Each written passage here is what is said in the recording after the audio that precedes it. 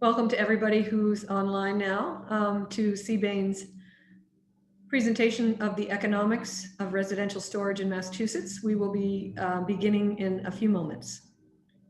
Hang in there. We're just waiting for the rest of the crew to join.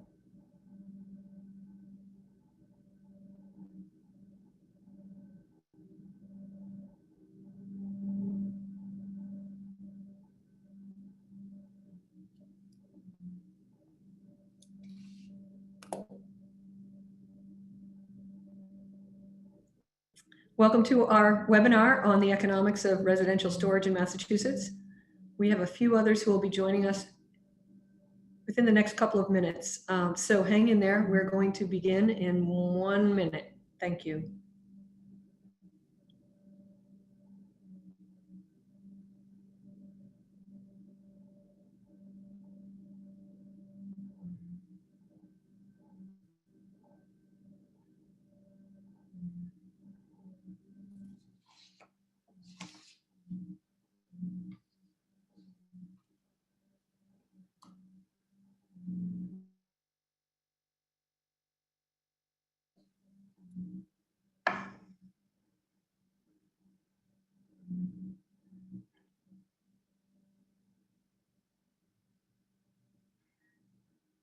Okay, I think we'll keep on this time schedule, and I'd like to introduce myself. I'm Kathy Doyle. I'm the chair of the programming committee for CBAN, the Solar Energy Business Association of New England.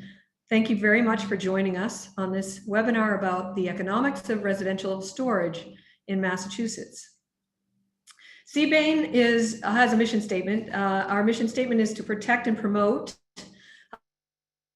the New England solar industry through informed policy intervention, coalition building, and stakeholder education, which is what we're going to do here.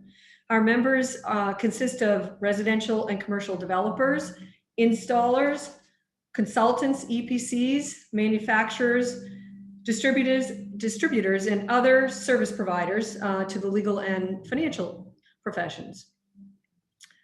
Thank you again for joining us. We greatly appreciate you taking the time to learn more about solar storage in Massachusetts.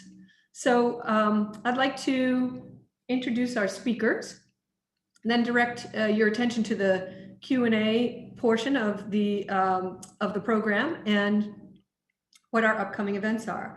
So we have a few upcoming events. These dates are tentative right now, but we have a commercial storage webinar coming on January 13th. You'll hear more about that in a week or two.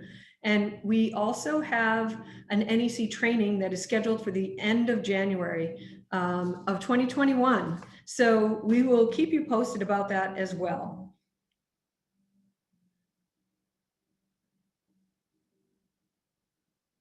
Today's speakers are Russ Aney, the CEO of Avid Solar, and Jessica Lakritz, who is the Clean Peak Energy Specialist at Knollwood Energy. You're going to hear from both of them. They're experts in their field, and they're going to tell you all about how and why solar storage makes sense here in Massachusetts when you pair it with all these incentive programs we have.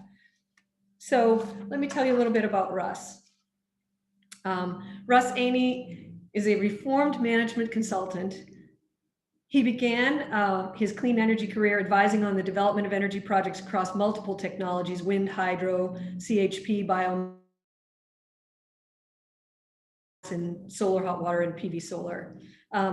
He started building projects in New England in 2012, and he's focusing on the development, design, and installation of solar in Massachusetts right now.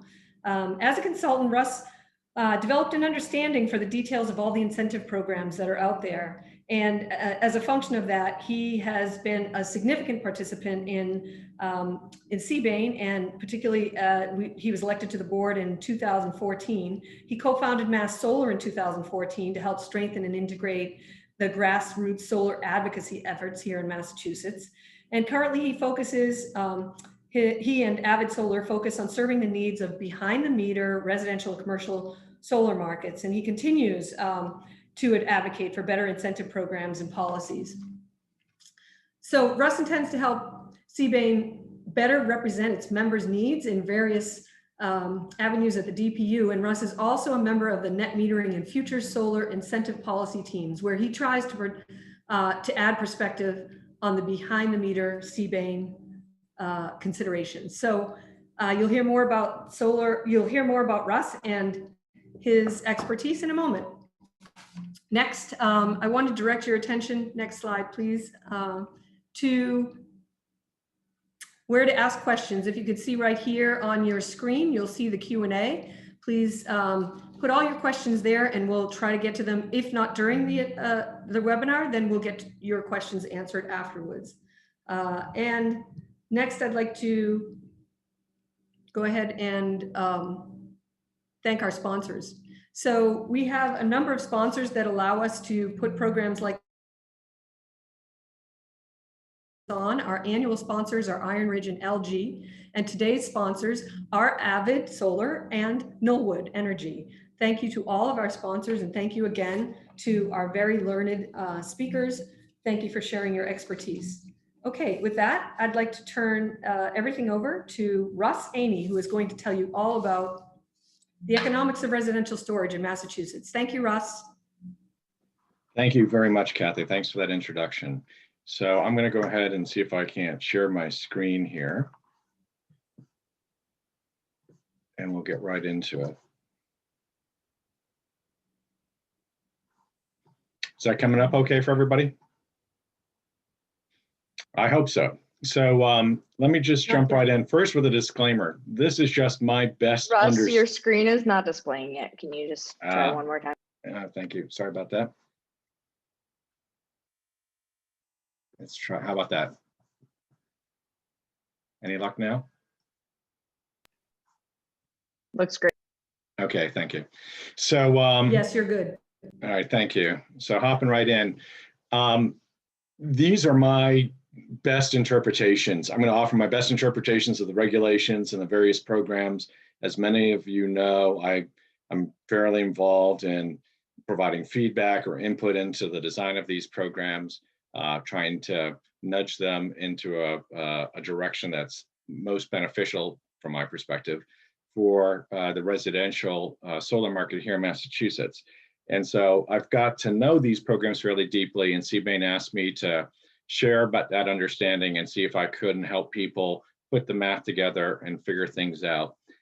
With that said, one thing that I'd like to do is throw up a quick poll, Mary Elizabeth, if you could help me with that, to find out where people are having the most pain or have most uncertainty regarding how to model things.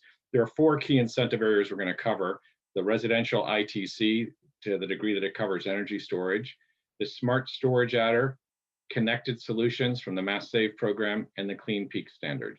If people could just chime in regards to which one they find most challenging to deal with, I'll try to weight my time accordingly.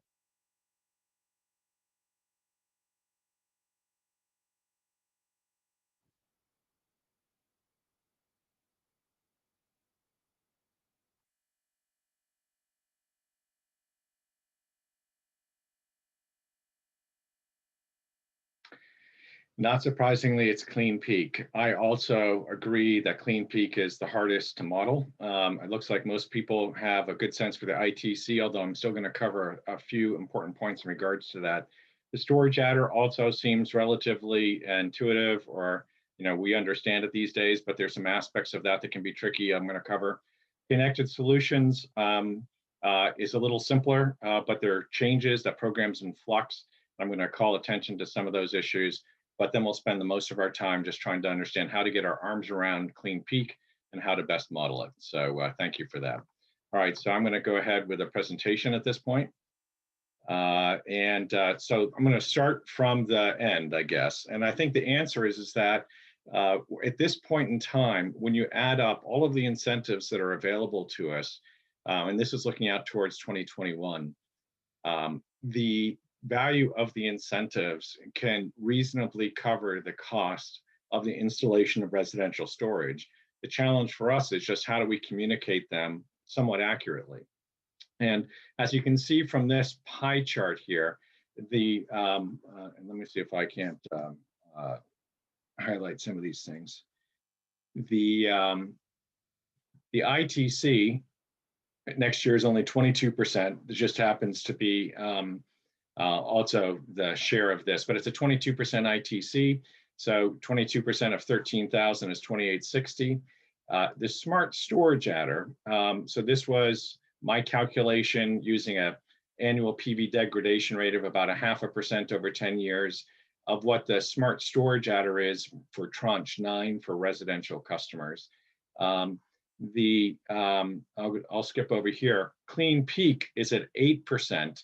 And you'll see that the smart storage adder and Clean Peak, and this is for a Clean Peak participant that's also taking advantage of the smart storage adder. So they have the 30% multiplier, which diminishes its overall value significantly.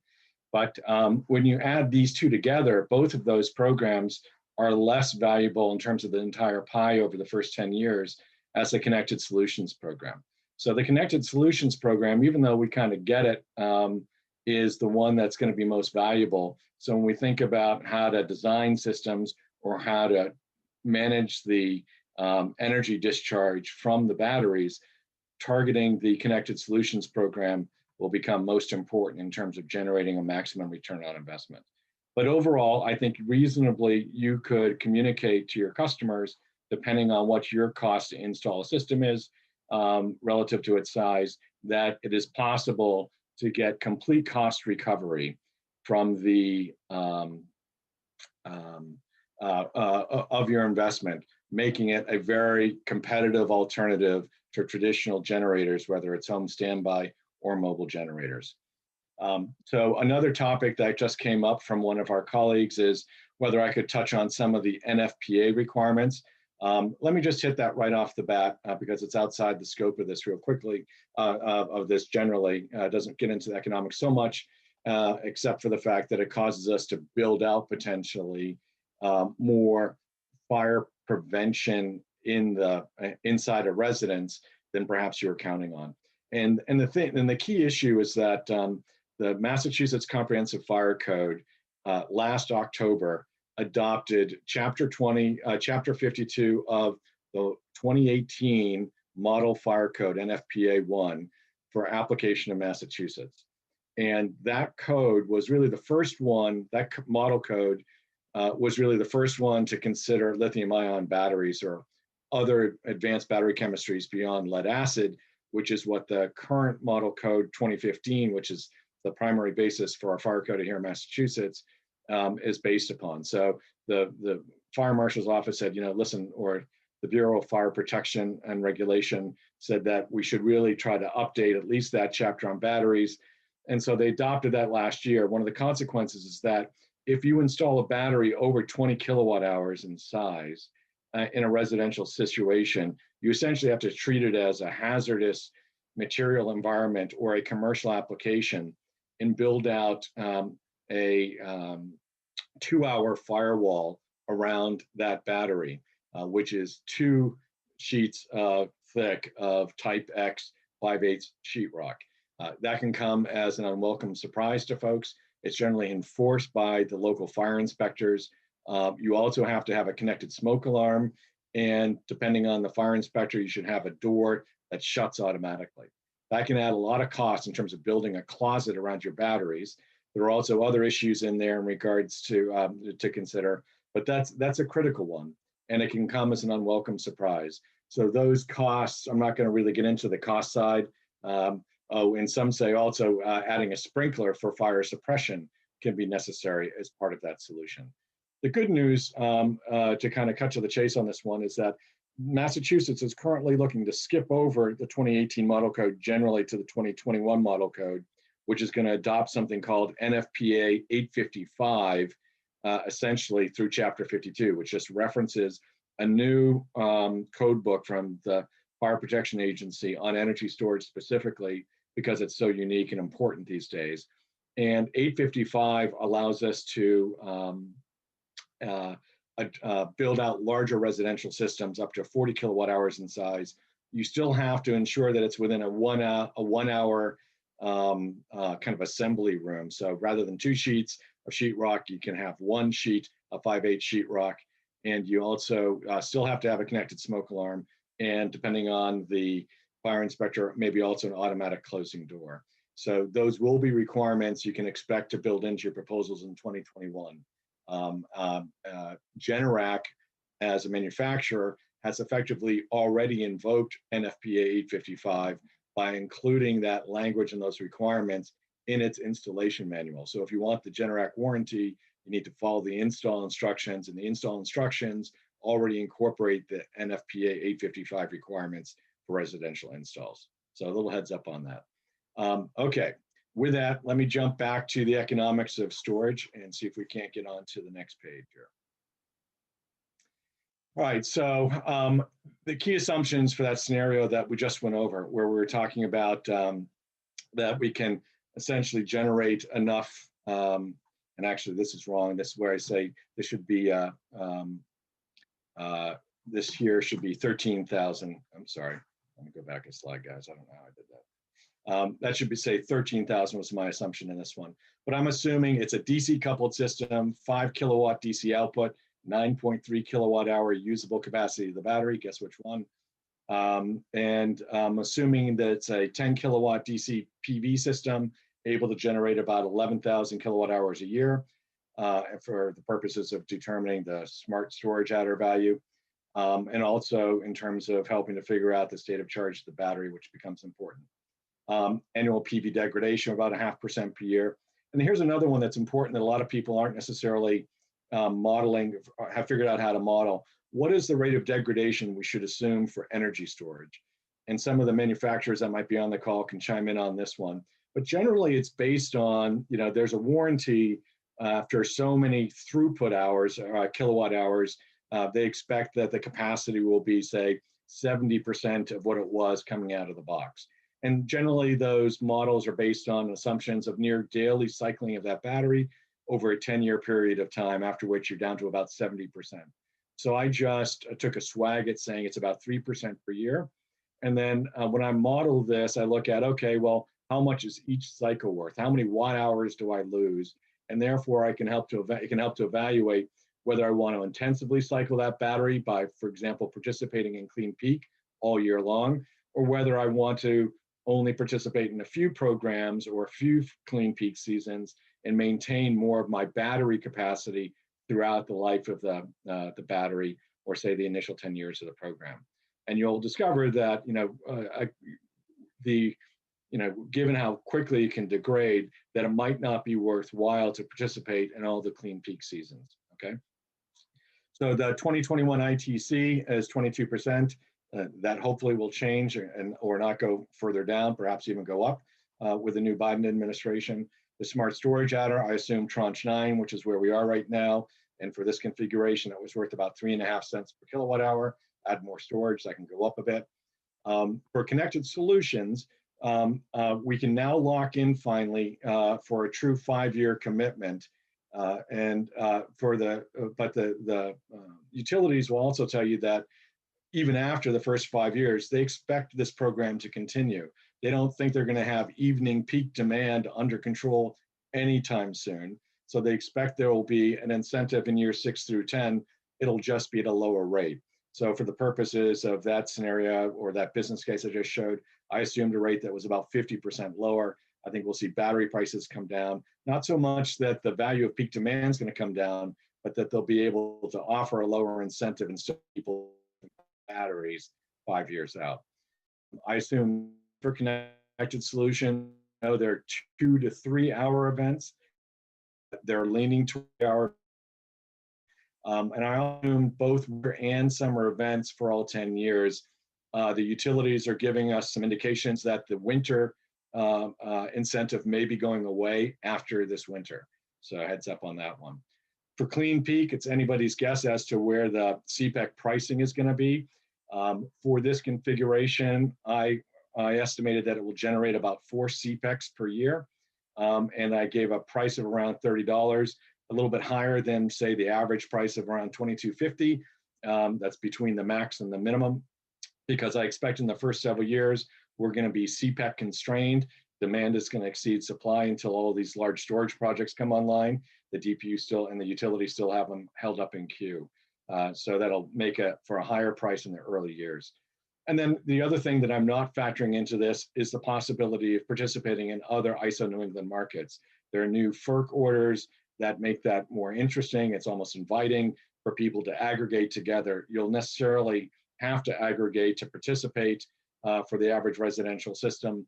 And so there's going to be some sharing of fees that go along with that. Also, while I'm talking about sharing of fees, the other thing I want to call out is that, in connected solutions, you need to check with the solution vendor. Different solution vendors are claiming some of that information, some of those fees. So the anywhere from 15 to 20% may not go directly to your customer, and you have to factor that into your model regarding what the customer is going to receive over the 10 years, assuming the customer owns it. So let's see. So the commercial project question I have a question about, will this, what about commercial projects? Will the winter event go away for them as well? Potentially. It's hard for me to say. I was asking specifically about the residential program. Eversource was the one that first gave us that indication. National Grid has been a bit mute, but also some evidence from their websites that suggests they're heading in that direction as well. If you think about it, the ISO New England annual peak that determines capacity is still in the summer. That's where most of the value is, and I think that's where the utilities are mostly focused. Eventually, we'll have more of a bipolar peak or bimodal peak, where we'll see more winter peaking, especially in rural and residential circuits. That becomes important as we convert over to heating through electric heating. So it will perhaps come back, and who knows, we may even begin to see variances by circuits or different parts of the grid. But I think initially we may see that taper off. I think they're considering that for the 2022 to 2024 Mass Save plan, which is under development right now. So that's all I've got on that for this. Okay, next slide. So storage is taking off. You may have seen this in the last few days about how the third quarter of 2020, this is mostly driven by front of the meter stuff, but it's starting to take off. But residential is also growing. To date, that's mostly been driven by Hawaii and California. And some other markets that are starting to grow in the Northeast. Massachusetts really hasn't kicked into gear because, frankly, our programs, our incentive programs that are really driving this, haven't kicked into gear yet either. And the two most important ones that are really driving it are CleanPeak and Connected Solutions.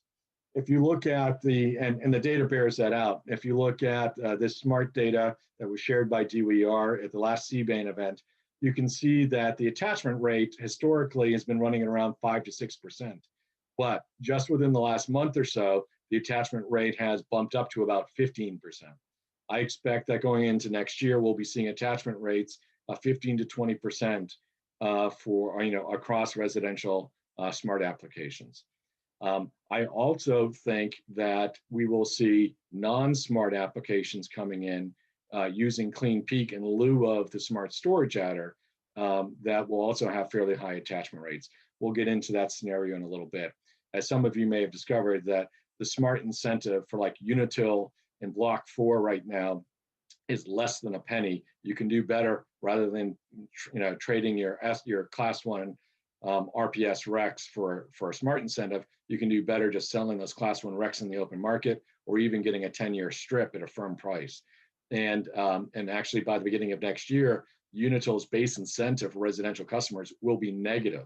So detracting against the storage value adder to the degree that you want to develop storage there. They're not in Connected Solutions yet. So the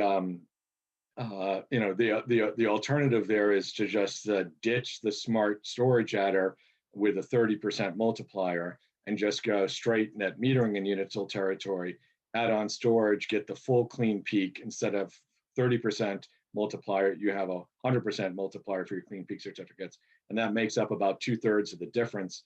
Once you factor in the fact that you no longer have a negative base incentive, it may be worthwhile just to ditch smart altogether. And I think we'll be seeing people ditching smart altogether, and a good part of the majority of Massachusetts next year, with only Eversource East being the prime smart marketplace. But we can talk about that subsequently. So again, I think you're going to see a lot of growth here. And the key now is, how do we get the rest of the solar industry on board here? Sunrun and Tesla have been leading the market. They've had 50% of the solar plus storage installations to date. They've been market leaders. They cut their teeth out in Hawaii and California. They got ACES grants to explore how to do this for residential customers. And so they came out of the gates running, and they're still taking a dominant position. What I'd like to do is help everybody else feel confident and comfortable proposing storage for the residential customers. That said, what do residential customers really want? Resiliency. So I'm not going to try and value all of these things. What's the value of your refrigerator continuing to run, or being able to stay in your house during an outage, especially in extended ones? Even though this is what the residents are actually getting the storage for, the return on investment is based on these grid services. We're going to cover those and show a customer that you can essentially get resiliency for almost no dollars over time. There's an upfront cost, and there's a financing cost associated with this, but potentially even those costs can be covered with incentives depending on how much it costs you to install the system. Okay, so connected solutions and Clean Peak will really drive this. I think more so than the Smart Storage Adder, even though the Smart Storage Adder looks larger than Clean Peak on the face. I think eventually Clean Peak will take over for it, especially if we can adjust it a little bit in the coming years. I was really disappointed that our appeal to get the Smart Storage Adder multiplied for small, because essentially if you look at the rates you get for the same size system for relatively sized system for a system that is smaller, under 25 kilowatts and over 25 kilowatts, the over 25 kilowatt participant in Smart gets the same incentive rate or adder on their PV production for 20 years, and the small ones only get it for 10 years. That's a complete injustice, if you ask me. And I think it's going to contribute to the people defecting from Smart and just ditching it and going Clean Peak and going back to net metering. So, but connected solutions, again, is kind of, I think, where most of the action is and what's really driving the attractiveness of storage. It was like the missing piece of the puzzle. More so than Clean Peak, connected solutions is the one that made storage affordable or economical for most people. So another key thing about connected solutions was the DPU approved it to scale on July 27th. Over the course of August, the utilities were really trying to get their plans into gear, and now they're trying to promote a little bit more with some tweaks. One of the things also that's been concerning folks is in this Mass Save 3-year plan, which stretches from 2019 through the end of 2021, we're worried about the budget that was allocated to this program, and could it accommodate all of the demand potentially that we'll see now that this has been approved to scale, and now that we have Clean Peak on board, and the cost of storage is coming down. We expect demand to go up, but the Connected Solutions program didn't budget for that many people. I think Tesla wrote in some comments to the Energy Efficiency Advisory Council suggesting that they alone could completely absorb all of the expected budget for Eversource. So that would leave potentially nothing else on the table. Well, the Energy Efficiency Advisory Council, which oversees the development and administration of these programs, is very keen on active demand management programs like Connected Solutions. And it asked point blank to the program administrators, will you accommodate the demand? Nudge, nudge, wink, wink, you will accommodate the demand. If somebody wants to participate, will they be allowed to? So legislatively, we have great flexibility in the budgets for our energy efficiency programs. As you've seen, that EE charge on anybody's bill fluctuates around, and there have been high years and lower years, and essentially expands to meet the demand of programs to the degree that the utilities can say they're still cost effective. And the Clean Peak program and the Connected Solutions program is extremely cost effective. It also has the benefit of providing a high shareholder performance incentive boost to the degree that the utilities can sign up more participants. So it helps the shareholders of the utility. It helps the Energy Efficiency Advisory Council. There's ability to flex the budget. So I'm not too much worried about budgetary constraints. I'm more worried about, frankly, the utilities changing the terms and conditions of the program, which they have the right to do at will, at a moment's notice. Read the fine print in the terms and conditions. And so, for example, this notion of the disappearing winter incentive, Eversource said, after this winter, I wouldn't promise that winter incentive to anybody. So, which means that so the winter incentive for the 2021-22 winter is really going to be part of the the 2024 Mass Save 3-year plan. So I think what they're gearing up to do is to remove that winter incentive from that future plan and focus on the incentive in the summertime. So that's just, again, a heads up on that. You can also participate and provide feedback in the development of that 2022-2024 plan. The EEAC has public meetings. They are encouraging and seeking public input and feedback regarding its Mass Save programs, including connected solutions. So if you feel strongly that it should maintain that winter incentive, submit some written comments back to the EEAC, and they'll take them into consideration. At the end of the day, the program administrators author these plans. They get, suggestions or pointers from the EEAC, but at the end of the day, it's really the program administrators who make the final decisions for approval by the EEAC. So it's a heads up. At the end of the day, also at the end of next year, the Department of Public Utilities will have a docket where you can intervene and participate and have a more, and also comment in and chime in on these plans if you see any additional changes. But like all things, the farther this moves along down the development path after it's been approved by the Mass Energy Efficiency Advisory Council, it becomes more difficult to change. The DPU is a little bit more of a rubber stamp than anything else by the time you get to the end of next year regarding the next Mass Save Flow programs. The action is taking place right now, so get your comments in. All right, so the Clean Peak standard also became live in August. One of the big issues here, from my perspective, is that the monitoring is not really ready. And it's not so much that, PTS is changing its monitoring platform as we speak, kind of in parallel to the launch of this program. But in addition, most of the solution partners aren't prepared to provide the quarterly hour interval data 24/7 for a full month at the end of each month for the battery and the PV separately to production tracking system. I don't know if anybody that actually has that capability in place yet. And if you're not reporting, and it has to be an automated reporting system, you can't just upload a spreadsheet of data you've downloaded from your inverter or battery. It's got to be through an automated reporting service to PTS. And until that's in place, we can't generate CPECs. So that's a big issue there. Another thing, again, I think people don't fully appreciate is that if you're a non-smart energy storage system, so this would be good for the retrofit market or people that don't want to participate in smart, that say that base incentives aren't worth it, they'll just sell their class 1 RECs independently. Once you take away that 0.3x multiplier, you make up roughly, again, depending on the install, about 2/3 of the difference of that last lost smart storage adder.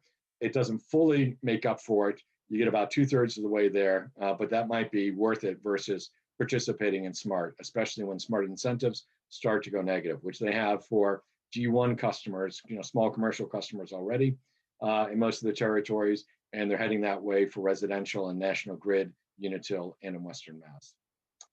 Okay, I'm going to go on to the next page. Feel free to chime in with questions. I'll try and pick them up as they come along.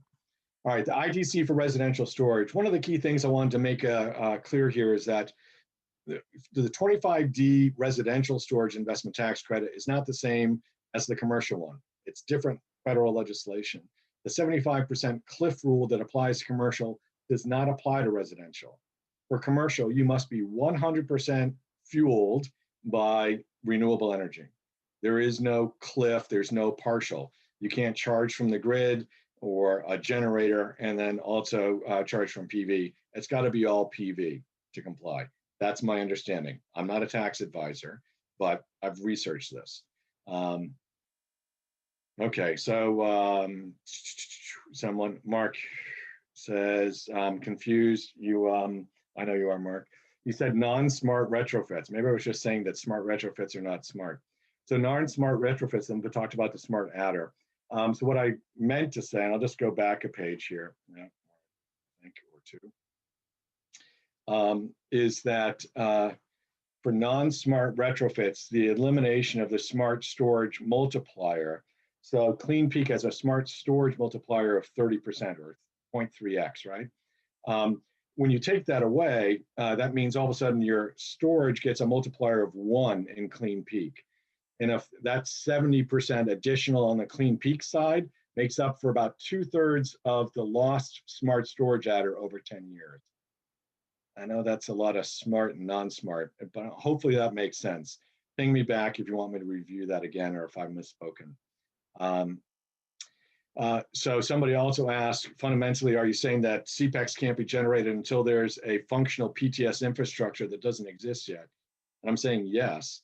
Now, that said, DOER has provided a special, terms and conditions for 2020. A couple of things. One is you can claim if your system was up and running back in January 1 of 2020, you can claim CPEX for your performance for the entire year, even though Clean Peak didn't officially launch until in August. So that's one thing. And so, they're also being a little bit lenient on the reporting or the eligibility guidelines, including the reporting intervals. They're saying, for example, for the moment at least, hourly reporting intervals are just fine, and ultimately it's just subject to the interpretation of, it's subject to the approval of DOER. So, but yeah, it is an issue that if you're not able through some automated service provider to provide the data that is required to essentially, it's just like, because it works just like the Class 1 REC program, or if when we had SRECs, we're reporting our production to the production tracking system, which is our independent third party that shares it with NEPOOL GIS. We are also getting our CPEX minted through NEPOOL GIS through PTS. So if PTS goes through and it determines, is this data good? Can it be trusted? What are the number of CPEX that should be generated? And then it sends it on to NEPOOL GIS for the minting of those eventually. And so if you're not able to report through to PTS, you're stuck. And this is a major issue. I've been trying to highlight it to DOER for over a year that this reporting requirement is onerous and beyond what we can easily get, accommodate right now. Maybe we can have SolarEdge or Generac or LG or Panasonic or some of the others who might be on this call chime in a little bit later, but that's a big issue. I think, there are several of these companies that could do it, but I don't know any of them that are actively doing it right now. So again, perhaps because Clean Peak is a small piece of the pie at the moment, everybody's more focused on connected solutions and getting into that program, but Clean Peak isn't worth much if you can't report to PTS. So hopefully that answers that question. Let's see, where was I? Let's go on to the next one here. So that's a buyer beware on Clean Peak. Residential storage, okay. So the IRS private letter ruling has indicated that you can retrofit energy storage onto residential PV systems. The notion there, though, is you have to make it part of the renewable energy system. Essentially, even if you do like an AC coupled storage, if you use CTs to say, hey, this is only going to charge to the degree and to the extent allowed by the available renewable energy generation, you can qualify for the ITC for that, based on whatever this year's ITC is going to be. So 26% this year, 22% next year. So that's again my understanding. I don't provide tax advice, so take it for what it's worth. So let me know if that's at all confusing or if anybody has an alternative view on that. But that's my best understanding of this guy. Okay. Next slide. And that's about as much as I'm going to say about the ITC today, unless there are other questions. An important sidebar, also regarding AC coupled storage. Net metering and AC coupled storage has a specific issue was addressed in the Massachusetts DPU Order 17146A, where they reviewed various configurations. The utilities wanted to say that, hey, people who net meter shouldn't be able to have storage because they could gain net metering credits. Well, frankly, that's only true if you have a time of use rate, and almost nobody does. But that went over the heads of the DPU or under the radar when they made this order. So this applies blanketly to anybody. So configuration 4, which was one of the configurations they considered, says that if the energy storage system is allowed to charge from both the grid and PV, and it exports, it is disqualified from net metering. So be careful. Make sure you indicate to the utilities when you do your ISAs that this is going to be a net metering application and that this storage will not charge from the grid. Repeat, will not charge from the grid, regardless of whether it's DC coupled or AC coupled. If you answer that it's going to charge from the grid, they will come after your net metering. So make sure you represent that. Net metering is really important. So, and also, so for a couple reasons, the ITC in this, we're going to assume that the energy storage system, regardless of whether it's AC or DC coupled, is completely charged by the available PV power, only to the degree that there is available PV power. So if we have a snow-covered day and there's no generation, that battery doesn't get charged up again. And that can affect the output of the, your clean peak performance and even your connected solutions performance in the wintertime. So that's something to consider. All right, so the smart storage adder, I think we get that. We're at tranche 9 now. We'll be at tranche 10 pretty soon. The tranche, the incentive adder goes down fairly slowly because it's 4% based on the initial starting tranche rate, which was 4.5 cents per kilowatt hour. So it's coming down 4% for every tranche, very slowly generally, and also obviously is affected by the kilowatt capacity of the battery and the kilowatt hour capacity of the battery. Generally, we're seeing rates somewhere between 3 to up to 5 cents per kilowatt hour, depending on your specific configuration.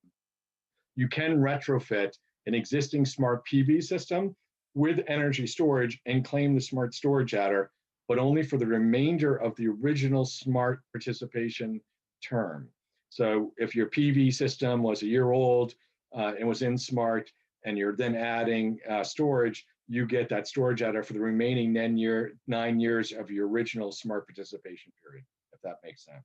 The storage adder is based on whatever the block is that you qualify for when you apply to add storage onto that system, okay?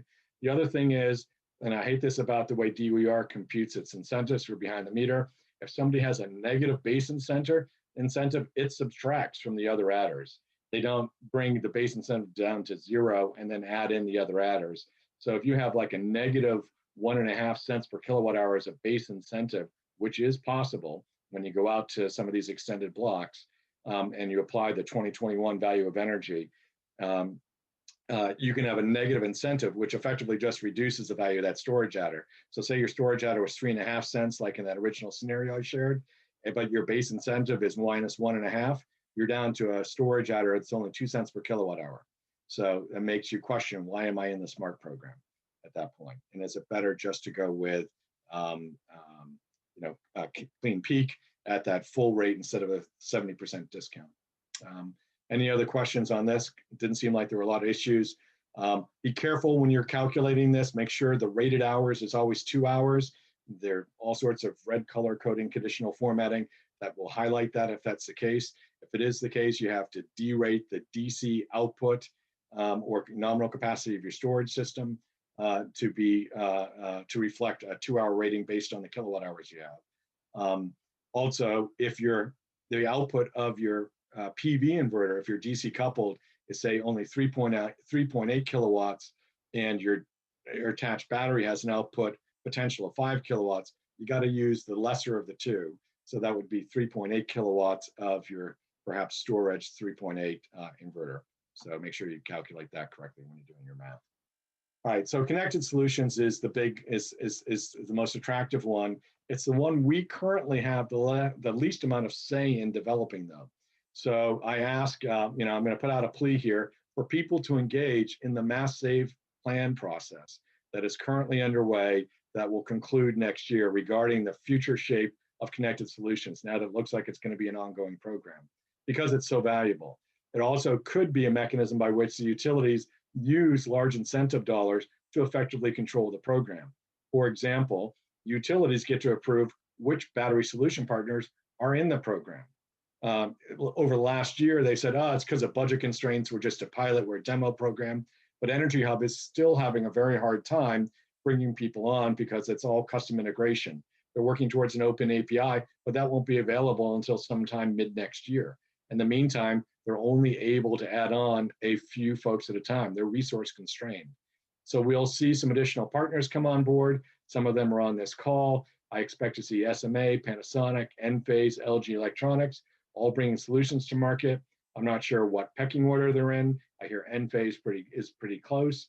I know all the others are in discussions. So I think they may all be available by next summer, but they may not all be. And so the squeaky wheel probably gets it here.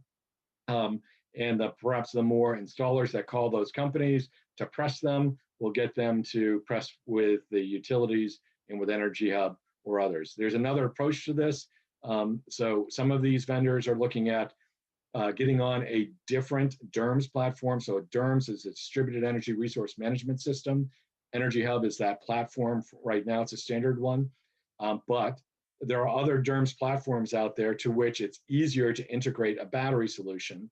And so one proposal out there is for one of these other vendors to build a single pipe over to Energy Hub and then bring all of their storage solution partners along with them.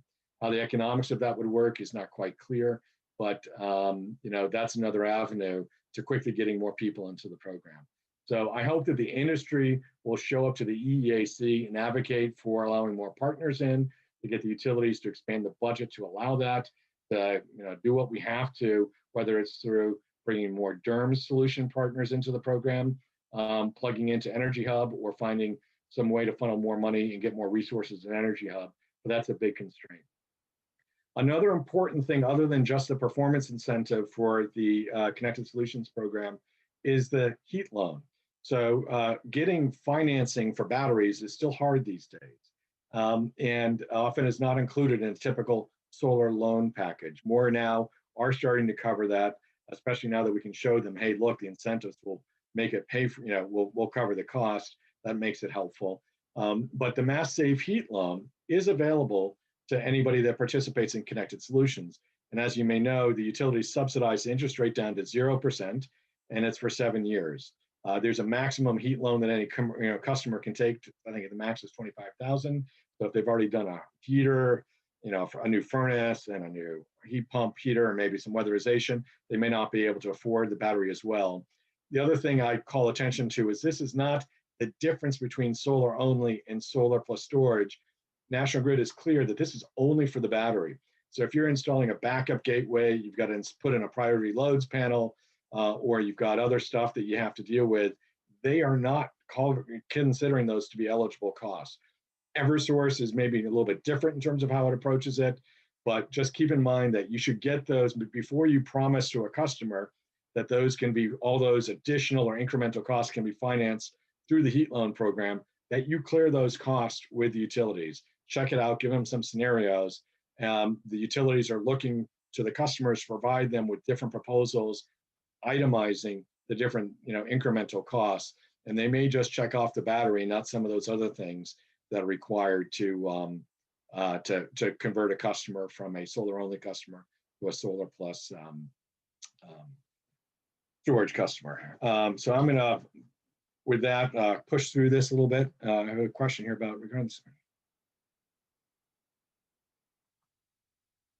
Okay, so a question regarding the SolarEdge Energy Hub inverters, and this is specific to SolarEdge. In backup mode, they've essentially derated the AC output of the inverters by 20%. So like the 3.8 kilowatt inverter only has a 3 kilowatt output rating in backup mode.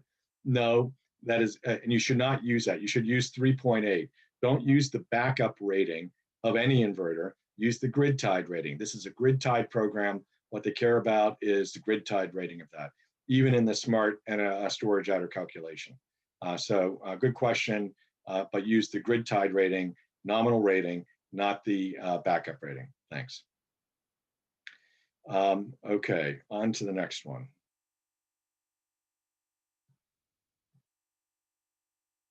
Okay, it's just again, a little indication, some indications. So Eversource presented at the CBAN event last year. One of the things that caught my eye were, there were a couple of things that caught it. One of them was the interconnection applications submitted after the 28th of July, that's when the DPU approved it, are eligible for a 5-year incentive lock. Summer only, okay? No winter in there, but will require PA approvals. The other thing that's important about this is interconnection applications or Connected Solutions customers that were accepted into the program before the 28th of July only have a commitment lock through the end of 2021. So beware about that. for customers that signed up for previously, you might want to call utility, see if you can beg them to extend it for 5 years if that's what you promised your customer, or you may be subject to whatever the rate is part of the next Mass Save program. Their involvement may end at the end of 2021 because prior to the ruling on the 28th of July, that was all the utilities were actually authorized to offer, even though that was not clear in the program materials. So a big heads up and beware on that one. Similarly, on National Grid's page now regarding connected solutions, I'm down here looking at the incentives portion. Summer incentives are locked in. There's nothing in here about a lock-in on the winter incentive. So again, another indicator, winter could be going away after this winter. So I'm just going to skip past that, call Roshan and call Paul Wasink to argue with them about what that looks like and what you should be offering or proposing to your customers. Solution partners as well, heads up on that one in your promotional materials. Okay, so Clean Peak doesn't offer a lot of value to the smart energy storage adder participants because they get that 30% multiplier. Also, one thing I want to clarify is the PV portion of smart has a wicked multiplier. It's 0.01, so discounted 99%. But that's no rub off your back because that actually means the utilities see that decrease in value. This was an early summer change or springtime change to the final Clean Peak regulation. And they reduced this down partially so they could bump this number up a little bit and increase some of the other multipliers. So the utilities get all the environmental attributes in exchange for participation in the SMART program from the PV system. It's specifically about the PV system though, where they get those environmental attributes. So an attached smart energy storage system, they don't have rights to claim those attributes. So you have rights to those, it's just discounted. And the reason why they did that was because you were getting the storage adder. The DOER didn't want to be too generous with incentives. But if you're not in SMART, if you're either applying new as net metering or you're doing a retrofit, the Clean Peak multiplier is 1.0. So is that clear to everybody? If not, raise your hands. There's a question from the prior side. What does PA mean? PA is program administrator. So the manager of a Mass Save program is called a program administrator. They manage that program. Roshan Bhakta from Eversource, Paul Wasink from National Grid are the key program managers for connected solutions for the residential programs. The other thing is, I generally assume, given that most residential customers are getting these batteries for backup power purposes, that there's a resilience multiplier of 1.5x. That might not be the case if there are third-party aggregators putting systems in there where they're like, hey, we're going to allow you to use this battery. It's really ours, but we're not going to give you backup power out of it. Maybe they do. I don't know. But that's something I presume in all of the analysis in this presentation. The Clean Peak energy pricing is variable, but it's also bounded. There's an alternative compliance price. I think it's initially around $45. That's gross. There will be brokerage fees from your aggregators who will have to bundle these and sell them to the load serving entities that have to buy these things. So you'll likely expect to pay some fee per CPEC, and typical minimum fees on a CPEC sale could be $2.50. So that can be a big chunk depending on what the price is of a CPEC, further decreasing the potential attractiveness of running around and doing too much to participate in Clean Peak, again, unless you're not in the SMART program. The other thing is the utilities, I don't mention this here, but the utilities will be putting out a standard offer. That standard offer is likely going to be targeted towards large storage projects that are looking for a long-term counterparty rate that they can bank on. So aggregators may be able to synthesize a lot of small things together and be counterparties to those. But that is something also you'll see from National Grid and Eversource and Unitil in the near future. Just like they put out some contracts for RECs, generally more short-term, they'll be putting out some long-term contracts to help with CPEC financing and investments. So again, we've already addressed this last point, no reporting, no CPEX. For me, this is a major issue. What is the unit of measure for one CPEC? SREC, it was 1,000 kilowatt hours or 1,250 kilowatt hours, depending on the multiplier. So that's based on your average kilowatt rating. It's computed a little bit differently, but it's based on the average rating over a 4-hour window, over a seasonal window for each month, and we'll get into that a little bit. So someone also noted the Enphase Envoy can report in 15-minute intervals if using internet connection. Why wouldn't that qualify for reporting? It would qualify. I think Enphase is probably in as good a position as anybody. As you know, they use PowerDash for reporting through to PTS. Stephen LaPointe has confirmed that PowerDash is able to handle that. Note though, Enphase is not a participant in Connected Solutions yet. So out of the existing connected solution vendors, that's SolarEdge, that's Tesla, Sonnen, and Generac. None of them are currently providing that 15-minute interval reporting that I'm aware of. They had, at least as of within, last time I checked with them in the last month. So hopefully that helps. Any other questions? All right, I'm going to go on to the next page. So Clean Peak, how does it work? Kind of answering that question again. You create the electricity suppliers just have they have a class 1 rec requirement and a class 2 rec requirement. They have a requirement to buy so many CPEX as a percentage of load. That grows over time. There's an alternative compliance price that sets an upper price limit. That ACP rate decreases over time, much like it did for the SREC 2 program. So the resilient, and it's based on performance, just like the REC programs were as well. There is a resiliency multiplier of 1.5. Another few things that are a little bit weird. When they talk about seasonal windows, the seasons as defined by Clean Peak are not the same as the calendar seasons. The summer season is actually the longest. It goes from May 15th to September 14th. Note that it covers the first half of September and the last half of May, when you will likely also see the highest peak demand in those months. So not only will you get that 25x multiplier during the summer season, most likely, you'll also get the 4x multiplier in addition when you hit those monthly totals, if you hit it on the head. And if you look at weighting, so if you multiply 4 times the number of days in the summer season and 4 times the number of days in the winter season, using that as a weighting, you find out that the CPEC value is mostly, almost half of it comes from your summer program participation, 36% in the winter, and the fall and spring just kind of round things out. They're not worth that much. And so if you think about it, you have to really question, does daily cycling during the fall and the spring, is it even worth it? That's a big if. The seasonal multiplier, I would argue, don't try to chase this. There's a chance that it falls outside of your seasonal window. I would just try to schedule your systems, if you want to participate in Clean Peak, to discharge during these seasonal windows, and you get it if you can. If you think, because again, you never know when you're going to hit the monthly peak until after the month is over. But if you chase a monthly peak, like say 2 o'clock in the afternoon on a hot day that's going to have a thunderstorm and later on in the day, you think that's going to be the peak, and you miss it, and you discharge your battery, and then you may miss all the Clean Peak credits for that, for the rest of that day, or if it happened later on in that day. So I think it's not worth your time and effort.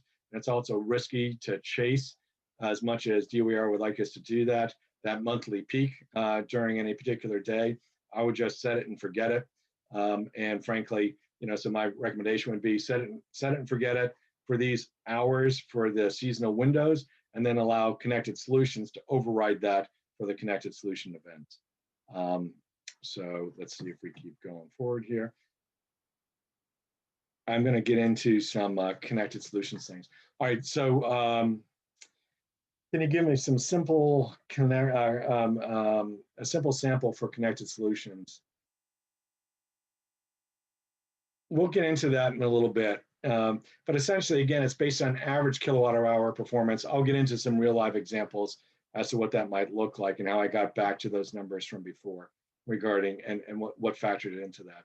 Nothing's all that simple at the end of the day, but because I like to make it all complicated.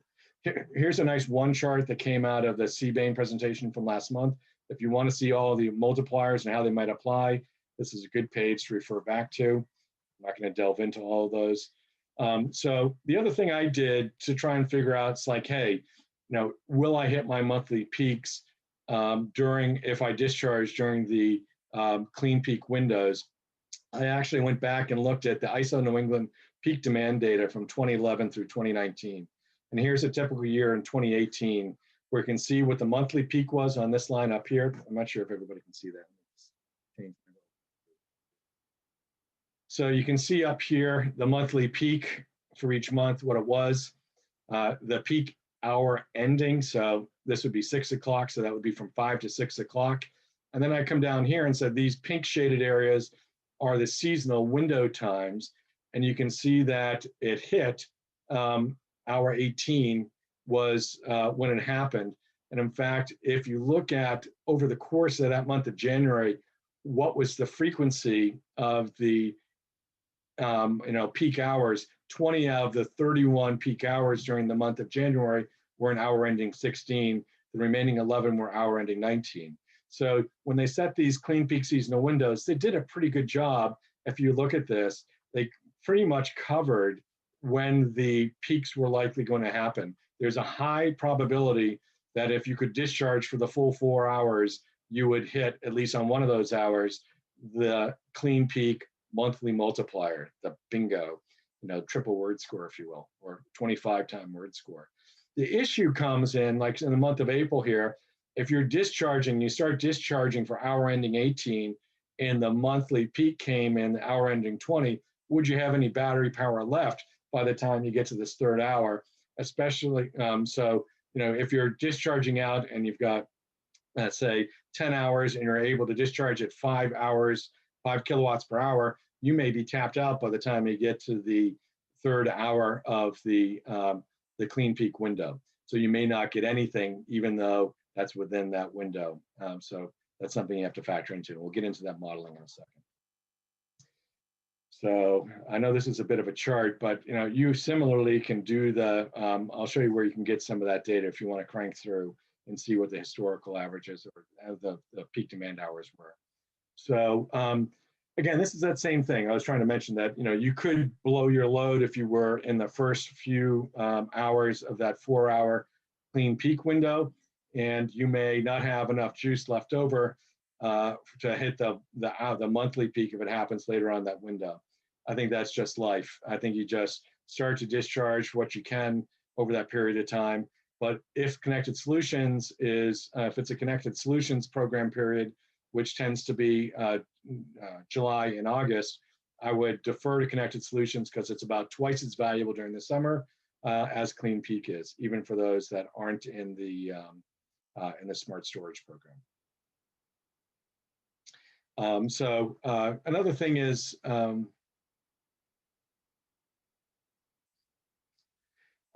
to truly model what you think you're going to get, you have to both understand the PV generation and the battery state of charge.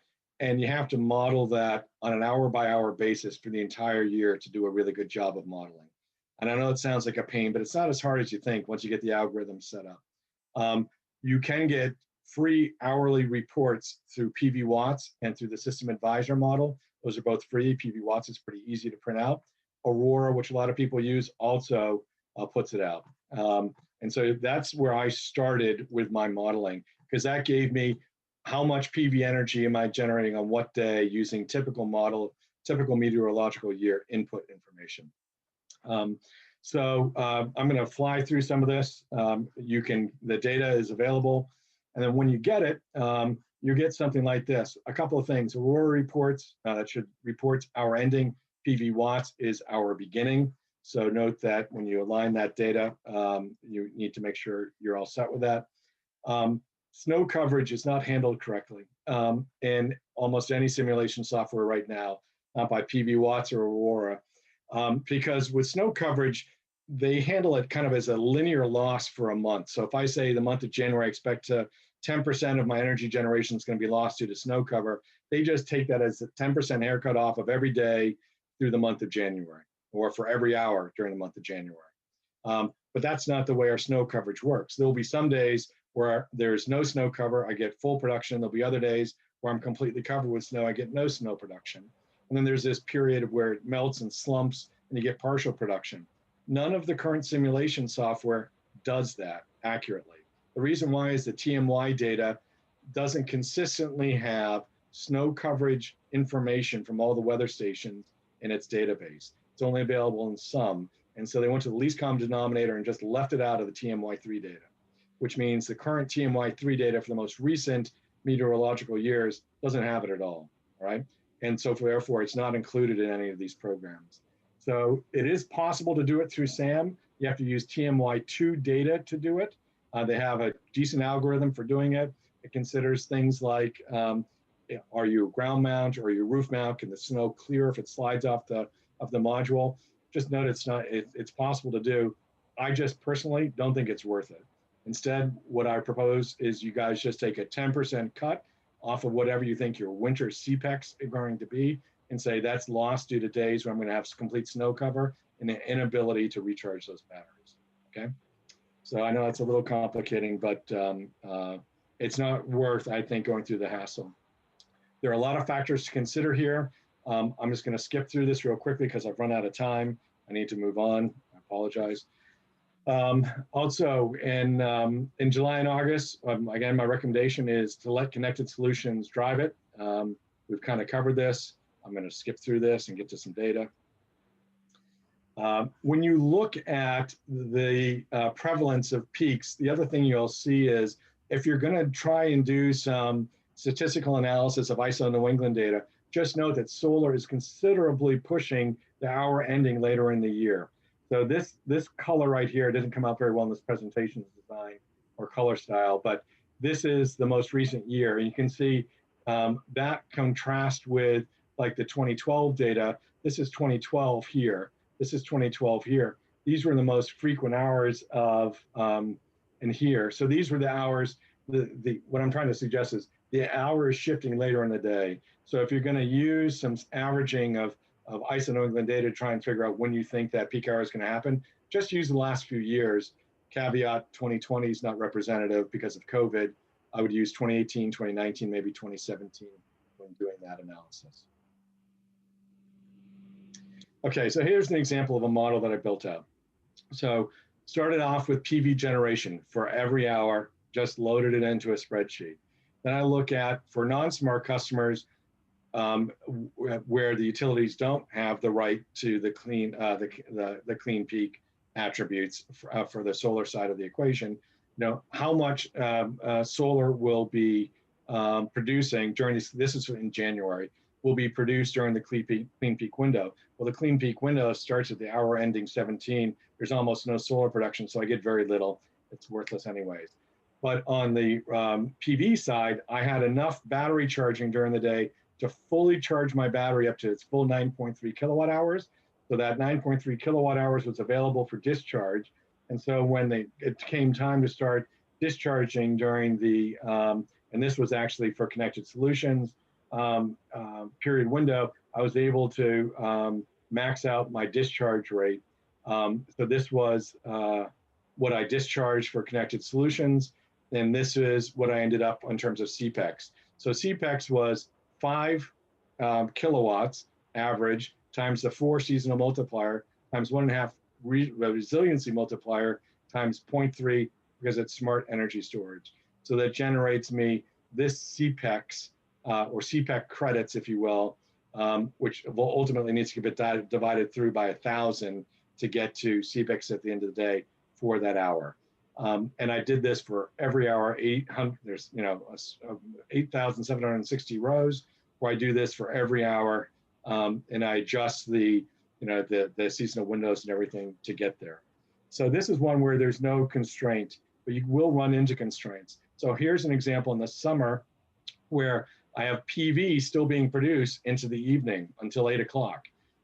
So when it comes time to start dispatching, I've got a constraint. My inverter is already pumping out at 3.63 kilowatts, which means I only have 3.97 kilowatts available to discharge the battery because I have a 7.6 kilowatt constraint on this inverter.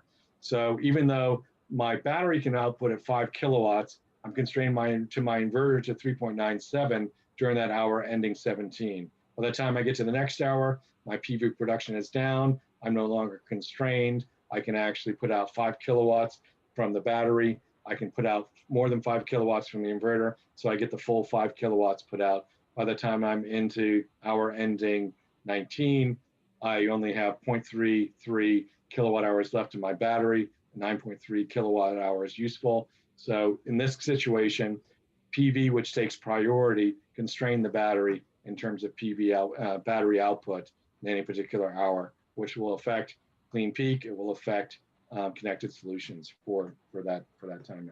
Russ, I'm wondering if there are lots of questions still, and I know you have a few more slides. Yeah. Would it be, do you think we can have Jessica talk a little bit about Knollwood and then go back to the slides that you have? Yeah, let me just finish this one and then I'll flip over. So Okay. This is just complements the other one. Let's get through this. Here's one where the battery didn't fully recharge. This is another winter day. It wasn't very snowy, or maybe there was a snowstorm rather. And so there wasn't much PV generation during the day. The battery never got fully charged to 9.3 kilowatt hours. So again, I was constrained in terms of what I could put out for that day. I was only able to discharge 7.43. So those are examples of why you need to model every year. You have to model the PV generation and that. So with that, let me unshare my screen. We'll hop over to Knollwood. Go ahead, Jessica, take it away. Hi, everybody. Thank you so much, Russ. That was really very informative for me, and I know that everybody else must have gotten a lot out of it too. We saw a lot of questions, and there still are some, so we'll get back to you. I'd like to introduce Jessica Leikritz, who is a Clean Peak Energy Specialist at Knollwood Energy, and she's going to talk about monetizing the CPECs and give you some insight as to how that has been working elsewhere and what you can anticipate here. Jessica, thank you so much for waiting so patiently. Could you please begin to share your screen? Thank you. Yep.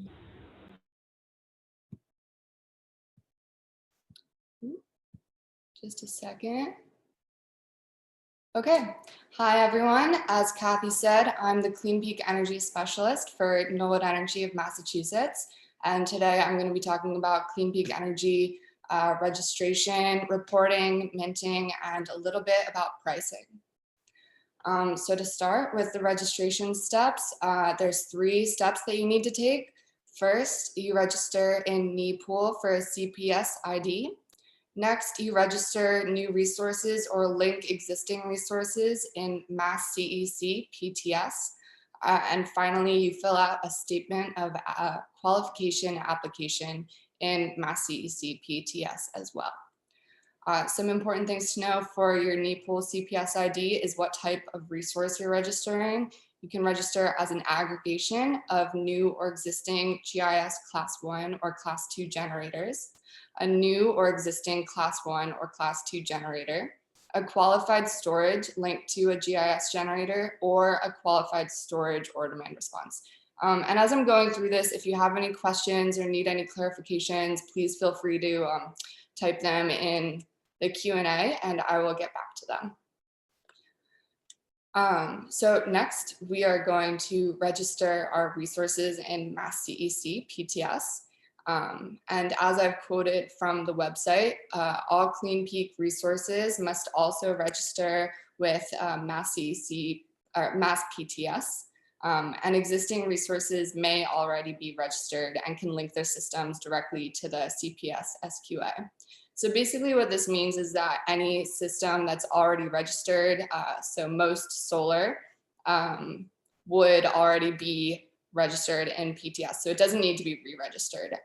Additionally, smart systems do not need to be registered because they will be uploaded directly by DOER. So really all that we're expecting to need is any system that is registering not for smart or any battery. So next we're going to talk about the SQA application. You can register resources as different types. You can register multiple resources in one SQA application. Resources are either existing class 1 or class 2 resources that were installed before January 1st, 2019. A new class 1 resource, which was installed after January 1st, 2019. Qualified energy storage systems are paired with class 1 or class 2 resources and installed after January 1st, 2019. This is pretty important to know. Yeah, they do have to be newer energy storage units. And then finally, demand response, there's no date requirement for that.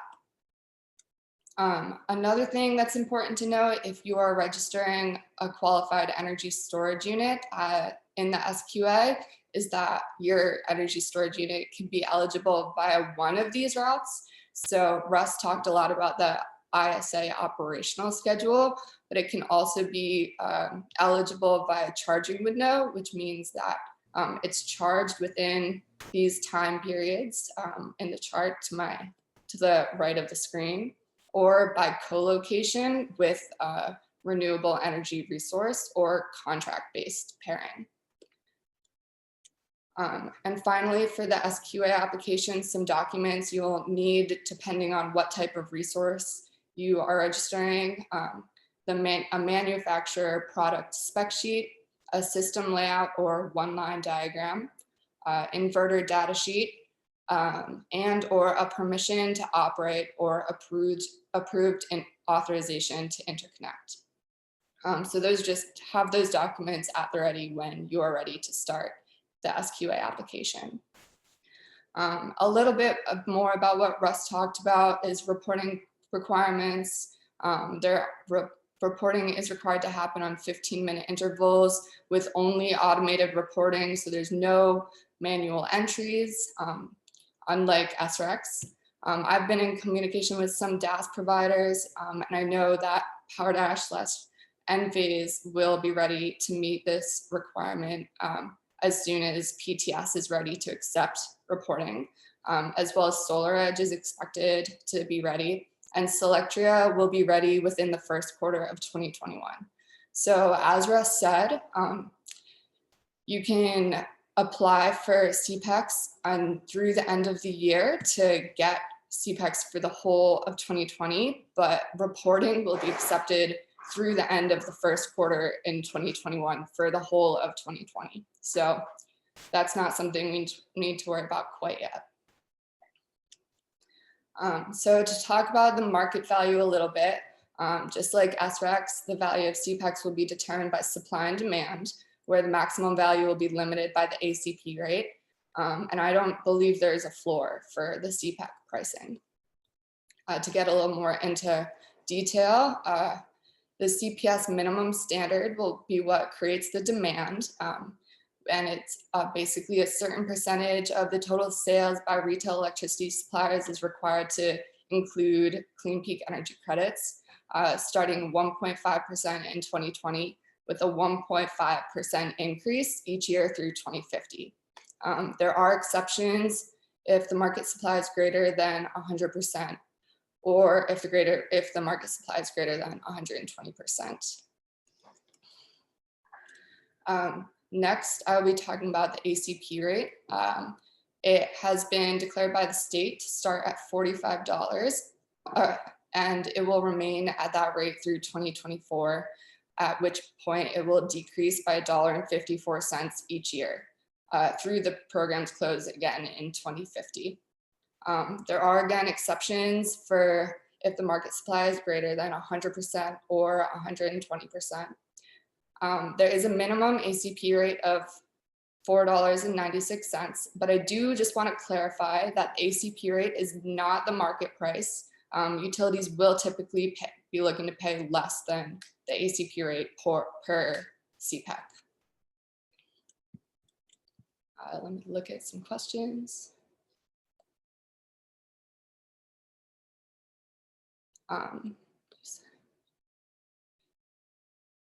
Discharging according to, yeah, so Brad asked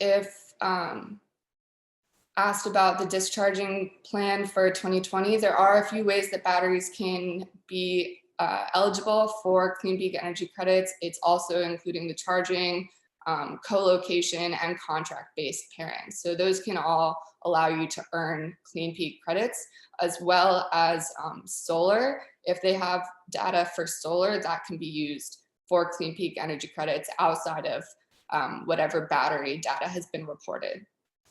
I hope that answers your question. So for the minting schedule for Clean Peak Energy credits, it is the same schedule as SRECs. Quarterly, they're created quarterly. All right, and finally, the role of Knowit Energy. So the registration process is a little complicated, but luckily Knowit Energy will complete the whole process on behalf of our customers. Additionally, as aggregators, we will bundle any credits earned and sell them in bulk to the utilities that need them. And by the Clean Peak standard, minimum standard, they're required to purchase them. So we're the intermediaries. And because we sell our credits in bulk, we are able to get the best possible prices for Clean Peak Energy credits. And that's really it. Sorry, I had to rush through that a little bit, but I have more information in these links here. Feel free to take a little look, or feel free to ask me questions at any point. And yeah, thank you so much for listening. Let me see if I have any final questions. Okay. Yep, I think I answered all my questions. So if Russ wants to get back on and finish his last few slides, I don't know if he's still with us. Does anyone have any final questions for me?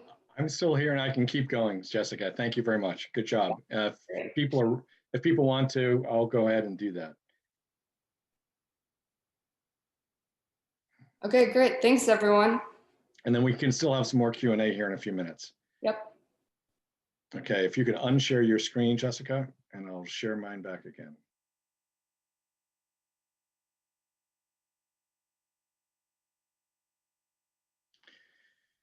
Okay, so back at it. I think the hardest part about the Clean Peak standard, once, again, you have to do this long slog of calculating the state of charge of the battery for every hour. And once you've done that, I think the next hardest thing to do is figuring out when is that peak hour going to be and how much credit do you get for that peak hour.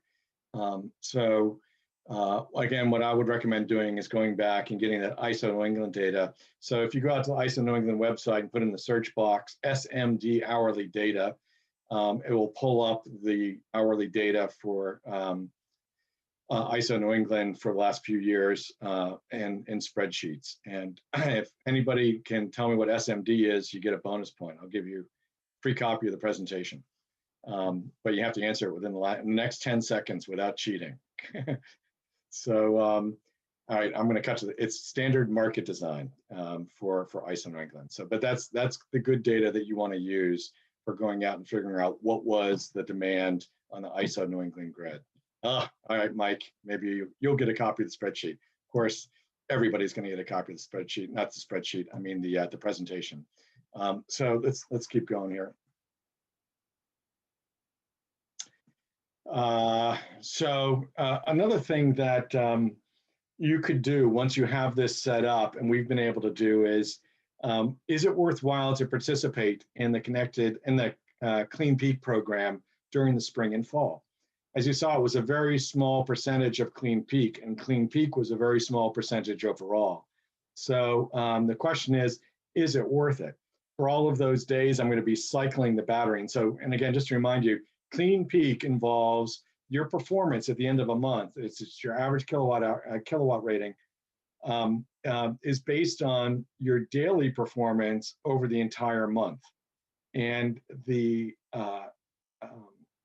that's a 4-hour window. So generally a complete cycling of your battery every weekday that's not a holiday. So every business day of the year. So that's over 200 times a year.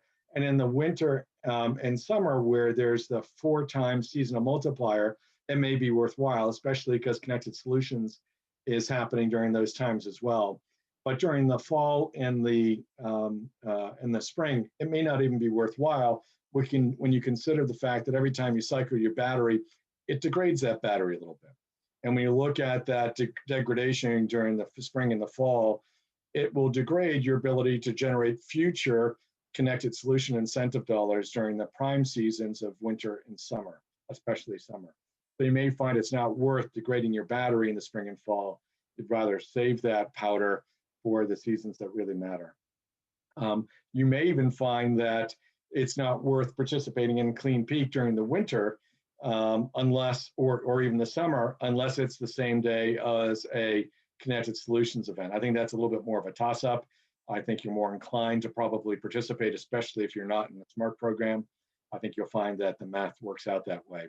Another thing you can begin to do is once you have these formulas set up, you can also do the what if analysis of what happens if I add another module of battery storage. So a lot of the storage these days is modular. I can add on another 3 kilowatt hours of battery. What does that do for me? And so you can fairly easily model the smart energy storage formula for the energy storage adder and build that into this spreadsheet so you can look at the effect of everything at once if you want to. And so we've been able to do that. And so it's nice to be able to do that what if, what's it worth to them if they add on a few more kilowatt hours? Will they still recover that entire cost? May it actually improve their return on investment over a 10-year period of time? So we've seen that as well. So actually with that, this is about the last slide I get into here. So one final appeal for CBANE would be really helpful if we could get some of the folks that aren't CBANE members on this call to join up, and here's why. CBANE actually is taking the lead out of the solar associations in Massachusetts to advocate on behalf of small solar in our interconnection policy discussions at the DPU, which have been extensive over the last year and a half. And another thing is that when we speak up with our own comments in the DPU dockets or even with DWR, if CBANE becomes recognized as the voice of small solar, the more small solar companies that we can point to as members, the more weight our opinion will have when the regulators decide as to how to weigh things out. So for example, we might have screamed a little louder to get the smart energy storage adder multiplied by 150%, so it was more equivalent to what large projects get, where the cost per kilowatt hour of storage development is less. Also, this next year, we're going to be intervening in the SMART docket and also ideally in the Mass Save docket at the end of the year. And it would be really helpful to have a little bit more funding to support that. Intervention in these dockets is expensive. You have to hire an attorney to represent yourself in those proceedings. And generally, we team up with other solar organizations. But at the end of the day, it's whoever puts the most money on the table gets the loudest voice in the final recommendations on behalf of the industry. So again, the more that we can show up through CBANE, it would be really helpful. So if you're not a member, please consider contributing. If you're a sponsor or a solution provider, please consider joining and becoming a sponsor of CBANE as well. So the one final word, I guess, is that to the degree that people do have an interest in diving deeper into how I solve these problems, how I knitted all the spreadsheets together, I am available to coach you on that. We have to make arrangements to do it. It's not necessarily going to be for free to get a copy of the spreadsheet. I put a lot of time and effort into it, and it doesn't make a lot of sense for me to give it away to all of my competitors for free, but I am willing to share on behalf of everybody. So, but I just want to make sure that some of my time is recovered for helping to do that. So if you're interested, you want to dive deeper and take a look at how to do this, you're welcome to reach out to me and I'll do what I can to help out. So with that, any other general questions?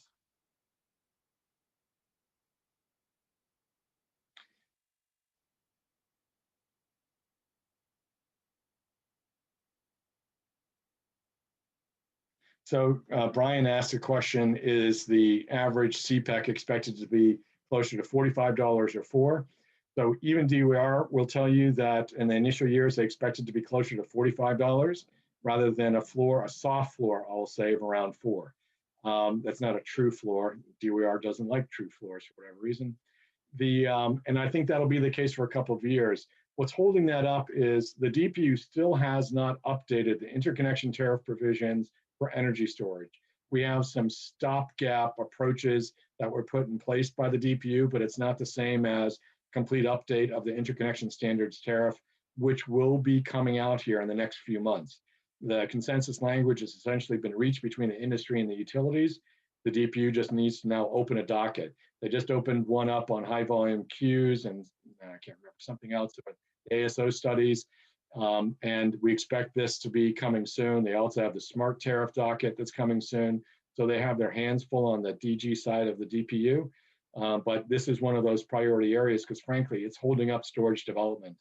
Just like the ASO studies were holding up PV development generally, especially now that the DOER is requiring large storage projects to add on storage. They want to make sure that everybody knows the rules. And right now, there are effectively no rules regarding how the DPU, the utilities assess storage interconnection application. If anything, it makes your co-submitted PV application look worse than it does versus represent the potential benefits that storage can provide to the grid or potentially mitigate interconnection issues associated with a PV install. So, this is important. Once that happens, floodgates will open, projects will proceed, and eventually we'll see the supply of clean peak certificates match up with demand. The other thing, offshore wind, there's storage projects that are tied to that. When those come on board, when the federal government finally decides to give the thumbs up to them, again, those will bring forth a whole lot of clean peak energy certificates. So initially, the first few years will be high. Then I expect a little bit of a flooding, and then it to moderate out as the DOER gets its arms around how to best find a midpoint using various levers that they've built into the regulation. Any other questions out there?